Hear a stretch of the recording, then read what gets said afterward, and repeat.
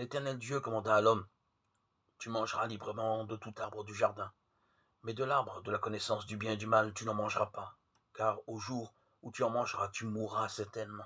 Genèse 2, 16, 17. Comme dans l'Adam, tout meurt, de même aussi dans le Christ, tous seront rendus vivants. 1 Corinthiens 15, 22. Après avoir créé Adam, Dieu l'a placé dans un jardin merveilleux, rempli d'arbres fruitiers. Adam pouvait admirer la nature créée, témoignage à la bonté du Créateur envers lui. Dieu a aussi parlé au premier homme, lui donnant des instructions claires. Rappelées dans le verset cité de la Genèse, elle constituait pour Adam la parole de Dieu, d'alors en quelque sorte la Bible d'Adam.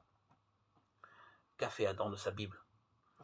Le chapitre 3 de la Genèse nous le raconte. Satan se présente, il ment et contredit ouvertement la parole de Dieu. Adam et Ève l'écoutent, ils mettent en doute la bonté de Dieu et sa parole. Ils désobéissent, et c'est la catastrophe, comme Dieu l'avait annoncé. Adam et Ève meurent. Actuellement, comme Adam autrefois, les hommes ont sous les yeux la nature, témoignage universel à la puissance et à la bonté du Créateur. Ils ont aussi sa parole, la Bible, aujourd'hui complète.